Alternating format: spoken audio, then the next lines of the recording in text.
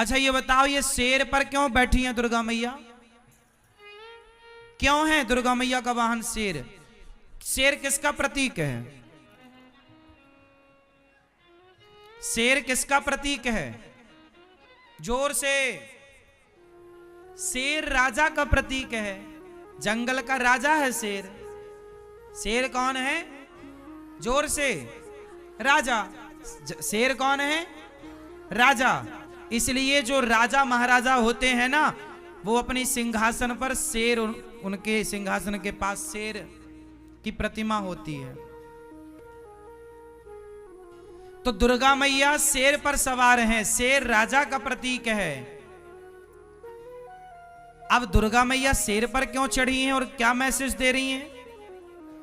दुर्गा मैया का हाथ, दुर्गा मैया के हाथ कितने हैं? जोर से। 8। दुर्गा मैया कहती हैं 8 हाथ हैं मेरे, और 8 हाथ तब होते हैं जब 4 लोग खड़े हों। आप कितने लोग हैं? आप कितने लोग हैं? हिंदू कितने लोग हैं? हम सब 4 लोग हैं। हम सब कितने लोग हैं? 4। ब्राह्मण, क्षत्रिय, वैश्य और शूद्र। हम कितने भाई हैं? हम कितने भाई हैं? 4। ब्राह्मण, क्षत्रिय, वैश्य और ये चारों भाइयों के हाथ कितने हुए? 8।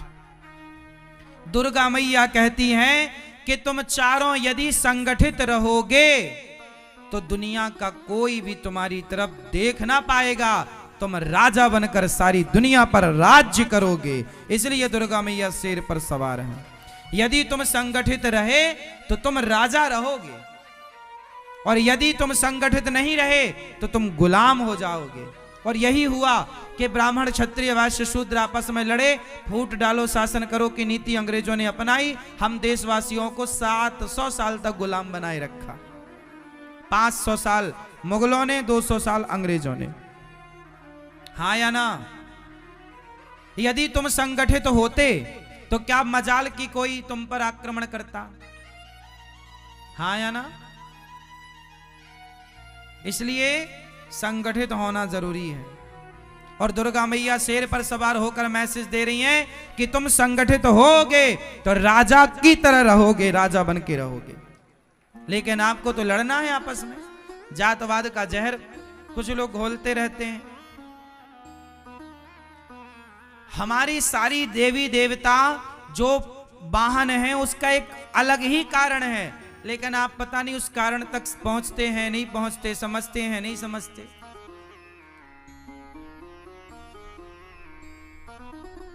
माता सरस्वती का वाहन क्या है? मैया, माता सरस्वती का वाहन क्या है? क्या क्या है भैया? क्यों बैठी हैं माता जी हंस पर? हंस किसका प्रतीक है? नहीं,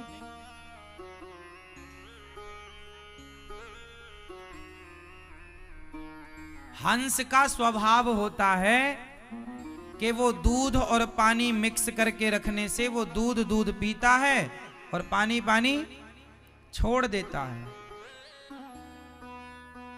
तो हंस किसका प्रतीक हुआ? सार को ग्रहण करने का प्रतीक हंस है।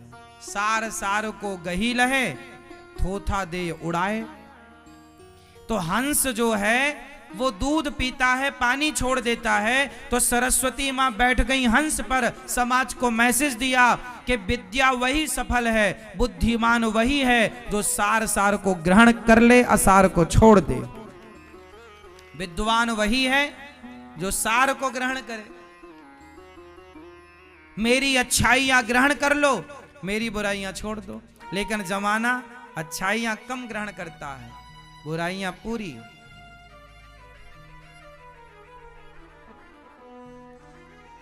तो हंस पर बैठने के पीछे का मैसेज ये है। गणेश जी चूहे पर बैठे हैं। चूहा क्यों? चूहा किसका प्रतीक है? मैया बताएंगी, गुलाबी मैया, चूहा किसका प्रतीक है?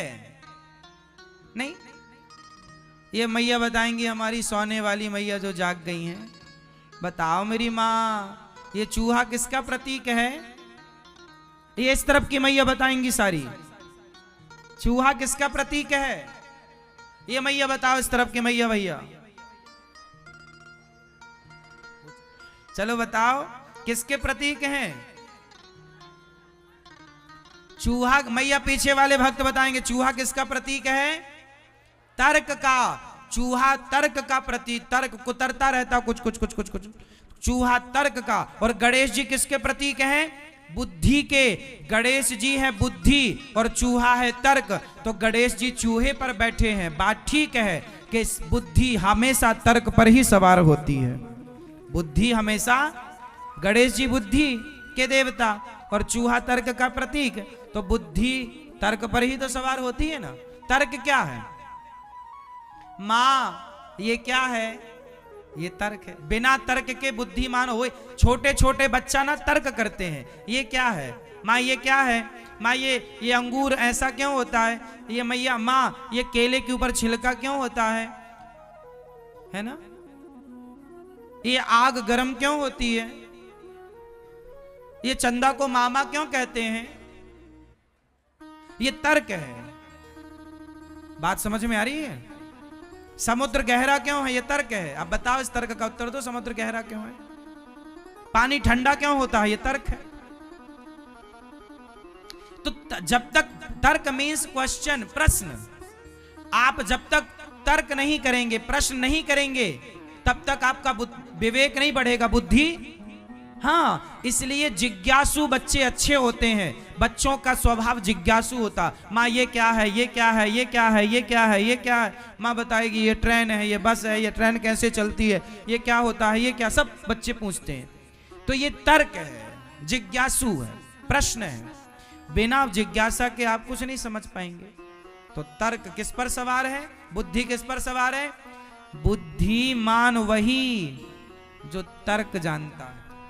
जैसे मैंने कहा भगवान सब जगह होते हैं, फॉर एग्जाम्पल, जैसे मैंने कहा कि भगवान, तो आपने तुरंत तर्क कर दिया महाराज जी सब जगह होते हैं तो दिखते क्यों नहीं, ये तर्क है। अब जैसे आपने तर्क दिया कि भगवान सब जगह होते हैं, आपने कहा भगवान सब जगह होते हैं, दिखते क्यों नहीं, आपने ये मेरे से तर्क किया। ये तर्क मतलब ये प्रश्न, आपने प्रश्न पूछ दिया, तर्क किया। अब उसमें मैं दूसरा तर्क दूंगा कि जैसे मिश्री में मिठास होती है पर दिखती नहीं है, उसी तरह भगवान होते हैं दिखते नहीं है। तर्क से तर्क को काट दिया। जैसे लोहे से लोहा कटता है, ऐसे ही तर्क से तर्क कटता है। ये तर्क शास्त्र होता है मेरी माँ, इसकी पढ़ाइयां होती हैं। इतने जल्दी तुम्हारी खोपड़ी में सब चीजें ना घुसेंगी, पर फिर भी हम तुम्हें समझा रहे हैं जितना तुम समझ पाओ। इसका बहुत पढ़ाई करनी पड़ती है, समझना पड़ता है चीजों को। तार्किक व्यक्ति भी बुद्धिमान होते हैं, बिना तर्क के व्यक्ति बुद्धिमान हो ही नहीं सकता। इसलिए बच्चों को तर्क करना। आजकल के बच्चे ना माँ बाप से कुछ पूछते हैं, माँ ये भगवान है तो दिखते क्यों नहीं, ऐसा क्यों, तो माँ अरे चुप रह, चुप रह, ये तुम्हारी माँ ना तुम्हारी बुद्धि का विकास नहीं होने दे रही है। हर जगह बच्चों को चुप ना कराया करो। बच्चे प्रश्न कर रहे हैं मतलब बच्चे अच्छे हैं। जो प्रश्न नहीं कर रहा वो बोदा है, बोदा।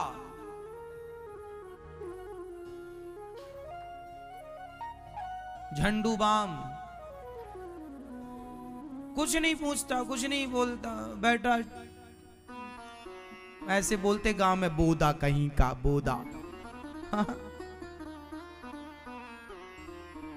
वो बच्चे बहुत बुद्धिमान हैं जो बहुत सारे प्रश्न करते हैं। ये ऐसा क्यों, मतलब वो प्रश्न इसलिए कर रहे हैं, वो जानना चाहते हैं। वो क्या चाहते हैं? जानना। लेकिन आप माँ हो, आपको कुछ पता नहीं, बच्चे पूछ रहे हैं माँ ये भगवान दिखते क्यों नहीं है, तो चुप रह।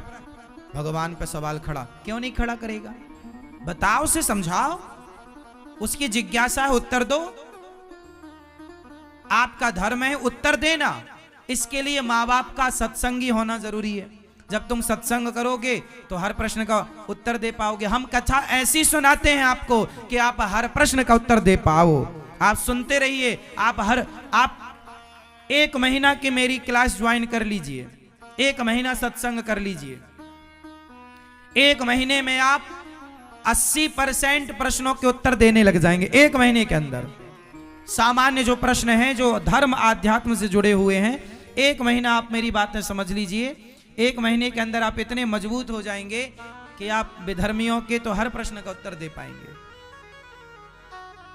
सत्संग करिए तो। और ये माँ बाप को बहुत जरूरी है। तुम्हारे बच्चे कल को कोई पूछेंगे तुमसे, तुम चुप ना हो जाना। और ना यदि तुमने बच्चों को चुप कराया तो बच्चे कल से कुछ नहीं पूछेंगे तुमसे। फिर क्या होगा? जो उनकी बुद्धि का विकास हो रहा था, तुमने उनकी विकास होती बुद्धि के मुंह में हाथ रख के उसे दबा दिया। उनका क्वेश्चन करना, तर्क करना इतना जरूरी होता है। जितना तार्किक बच्चा होगा उतना बुद्धिमान होगा। लेकिन माँ बाप क्या करते हैं? तू चुप रह। इसके बाद बच्चा समझ गया कि माँ के पास उत्तर नहीं है, इसलिए बच्चे पर तुम्हें बुद्धू भी समझने लगता है। अरे मम्मी तो पागल है, पत्थर की पूजा करती है। अब तुम उसे संतुष्ट नहीं कर पाओगे तो वो तो तुम्हें पागल ही कहेगा। तुम बनी रहो पर कितनी भी बड़ी भक्त। बच्चों को तर्क से काटो। बच्चों के प्रश्न का उत्तर यदि तुमसे नहीं आता तो बच्चों से कहो, बेटा हम तुम्हें गुरुजी के पास लेकर चलेंगे, तुम गुरुजी से पूछना, वो तुम्हारे प्रश्न का उत्तर देंगे। इसी बहाने संतों के पास जाओगे, संत समाधान करेंगे तो बच्चों की श्रद्धा संतों से जुड़ेगी, बढ़ेगी और तुम्हारी भी गरिमा भी बनी रहेगी। अब तुम चुप करा दोगे तो बच्चों का जितना उत्थान होना था, जितनी बुद्धि का तेजी से विकास होना था, सब दब गया, खत्म। अब वो पूछें तो पूछें किससे? हाँ या ना? एक उम्र के बाद फिर बच्चे नहीं पूछते। 10, 12, 15 साल के भीतर भीतर ही सब बच्चे पूछते हैं। 13, 14 साल के बाद फिर बच्चे कुछ नहीं पूछते। हाँ या ना? ये बात सही है कि गलत है? इसलिए बच्चे जो पूछें खुशी खुशी उनके प्रश्न का उत्तर दिया करो और डांटा ना करो बच्चों को। शंकर जी के गले में सांप की माला क्यों? शंकर जी सर्पों की माला, सांप कौन पहनता है भाई? सोना चांदी पहनते हैं लोग। शंकर जी कैसे हैं? सांप पहनते हैं। सांप क्यों पहनते हैं शंकर जी? क्या मैसेज है? आप क्या सीखा आपने? हाँ, शंकर जी मैया, शंकर जी सांप की माला क्यों पहने हैं मेरी मां? नहीं मालूम? अच्छा, ये दादाजी बताएंगे, काली मूंछों वाले। नहीं, कभी पूछा नहीं आपने शंकर जी से? शंकर जी सर्पों की माला इसलिए पहनते हैं क्योंकि सांप है मृत्यु, काल, कालव्याल मुखग्रास त्रास निर्णास हेतवे। सांप काल का प्रतीक है। जैसे धर्म का प्रतीक नंदी है, ऐसे काल का प्रतीक कौन है? सांप किसका प्रतीक है? मृत्यु का। भाई सांप दिख जाए मतलब मृत्यु ही मानो। यदि दूर रहो तो ठीक है, वरना डस लेगा तो मृत्यु है। तो सांप मतलब काल, काल मतलब मृत्यु। तो शंकर जी ने काल को गले में लटका रखा है। मानो शंकर जी ने कहा है कि अपनी मौत को सदा याद रखना चाहिए कि तुम्हें मरना है। जो अपनी मृत्यु को सदा याद रखेगा वो कभी पाप नहीं करेगा। पाप वो करते हैं जो अपनी मृत्यु को। अच्छा एक बात बताओ, यदि आपको पता लग जाए कि आप 1 घंटे बाद मर जाएंगे तो फिर आप उस 1 घंटे में क्या क्या करेंगे? झगड़ा करोगे अपनी पत्नी और पति से? मैया, करोगे झगड़ा? एक शराबी डॉक्टर के पास आ, देखो मौत का कितना बड़ा खौफ है, मृत्यु का कितना बड़ा। आप किसी से कह दीजिए कि तुम मर जाओगे 2 दिन बाद, तो वो 2 दिन में सारी जिंदगी में जितना बढ़िया ना हो पाया वो 2 दिन में बढ़िया हो जाएगा। हाँ या ना? एक डॉक्टर के पास एक शराबी चला गया, डॉक्टर साहब देखो जरा हम बीमार क्यों हैं। नशे में गया। डॉक्टर साहब ने कहा सुनो, एक्सरे वगैरह किया, उसका चेकअप किया। डॉक्टर ने बताया कि तुम्हारा पेट में किडनी गुर्दा लीवर सब खत्म हो चुका है, तुम 5 दिन के अंदर मर जाओगे। और जैसे ही डॉक्टर ने कहा उसकी शराब उतर गई। डॉक्टर ने ठीक बोल दिया कि भाई कुछ नहीं बचा अंदर, तुम्हारा चेकअप सब कर लिया, 5 दिन में तुम मरने वाले हो, ज्यादा से ज्यादा 5 दिन बल्कि 4 दिन। अब तो शराबी की शराब उतर गई। अब उसे कुछ समझ ही ना आए मैं क्या करूं, अब तो उसको 5 दिन बाद मर जाऊंगा मैं। वो शराबी अपने घर गया, रोज पी कर जाता था, आज बच्चों को लड्डू लेकर गया, पत्नी के लिए साड़ी लेकर गया, पत्नी के पास बैठा। उसने पत्नी को नहीं बताया, किसी को नहीं बताया कि मैं 5 दिन बाद मर जाऊंगा। पर आज उसने अपनी पत्नी से ना, जो शादी से आज तक उसने कोई बढ़िया व्यवहार नहीं किया, आज उसका व्यवहार पत्नी के लिए बहुत अच्छा था। पत्नी को लगा क्या हो गया, आज तो बड़े प्यार से बोल रहे हैं, अच्छी बात। बच्चों को प्यार, रोज डांटता था, बच्चों को फेंक देता था गोद से नशे में, आज प्यार कर रहा, गोद में बिठा के लड्डू खिला रहा, माँ के पांव दबा रहा है। रोज बूढ़ी अम्मा के बाल चोटी पकड़ के घुमा देता था, आज वो पांव दबा रहा। पत्नी के साथ अच्छा, बच्चों के साथ अच्छा, लेकिन गुमसुम है, कुछ नहीं बोल रहा है, चुप ना, खा रहा है भरपेट। पत्नी बोली खा लो, नहीं, भूखी नहीं लग रही उससे। अब उसने कुछ खाया नहीं, थोड़ा बहुत पत्नी ने कहा तो पत्नी की खुशी के लिए थोड़ा खाया, पानी पिया। एक दिन गुजरा, तो कहीं नहीं, आज वो घर से निकले ही नहीं, पूरा समय पत्नी को, पूरा समय बच्चों को, पूरा समय माँ को, कहीं नहीं निकला। तीसरा दिन, आज 5वां दिन। अब वो सोच रहा अब तो मैं गया, अब गया, अब गया, अब गया, अब गया। लेकिन 5वां दिन हो गया, वो मरा ही नहीं। 6वां दिन हुआ, उसको लगा शायद आज, 6वां दिन भी हुआ, वो नहीं मरा। 7 दिन हो गए, 8वें दिन दौड़ के डॉक्टर के पास, डॉक्टर साहब मैं मरा नहीं, आपने बोला था। डॉक्टर साहब ने बोला अरे तुम्हें मरना है क्या? नहीं नहीं नहीं, मुझे नहीं मरना। डॉक्टर साहब बोले चिंता मत करो, तुम मरने वाले नहीं हो, तुम बिल्कुल नहीं मरोगे, अभी तुम्हारा किडनी विडनी सब ठीक है।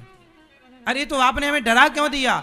पागल, डराया ना होता तो इंसान बनता। सारी जिंदगी में तेरी पत्नी ने, परिवार ने, सबने समझाया तो इंसान बन पाया, लेकिन मौत के भय से 5 दिन में इंसान बन गया। इसलिए किसका भय जरूरी है? मृत्यु का। इसलिए शंकर जी अपनी मौत को गले में लटका के चलते हैं।